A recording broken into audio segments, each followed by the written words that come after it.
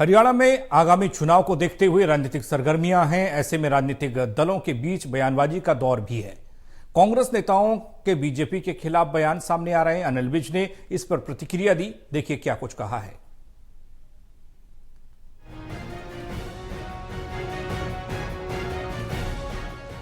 हरियाणा में कांग्रेस ने लोकसभा की तैयारी तेज कर दी है। राहुल गांधी की तरह हरियाणा में कांग्रेस के नेता अपने अपने तरीके से यात्रा और रैली के जरिए जनता को साधने की कोशिश में लगे हैं।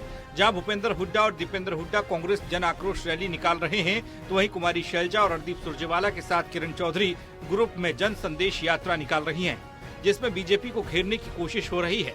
यात्रा के दौरान रणदीप सुरजेवाला ने एक बयान में कहा कि डमरू बजाने वालों को सत्ता में बैठाया है। इस पर हरियाणा के गृह और स्वास्थ्य मंत्री अनिल विज ने भड़कते हुए कहा कि कांग्रेस के लोग शालीनता भूल गए हैं और किसी न किसी तरह से हिंदू धर्म पर कटाक्ष कर रहे हैं। बात यह है कि कांग्रेस के लोग शालीनता भूल गए हैं और ये किसी न किसी तरीके से हिंदू धर्म पर कटाक्ष करना चाहते हैं और इसीलिए इस प्रकार के उदाहरण देते हैं। ये मकसद इनका होता है हिंदू धर्म को कटाक्ष करना। साथ ही कुमारी शैलजा ने भी बीजेपी पर तंज कसते हुए कहा कि राम कब से बीजेपी आरएसएस के हुए। इस पर जवाब देते हुए विज ने कहा, राम तो सबके हैं, सारी दुनिया के हैं, कम से कम राम को तो किसी जाति धर्म से और किसी वर्ग में न बांटो। राम तो राम है और सारे जहान के हैं, सारी दुनिया के हैं।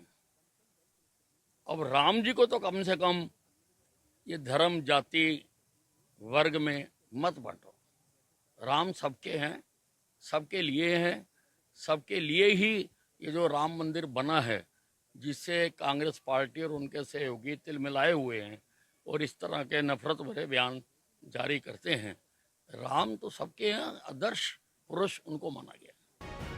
वहीं हरियाणा के पूर्व मुख्यमंत्री भूपेंद्र सिंह हुड्डा ने कहा कि बीजेपी जेजेपी सरकार घोटालों की सरकार है।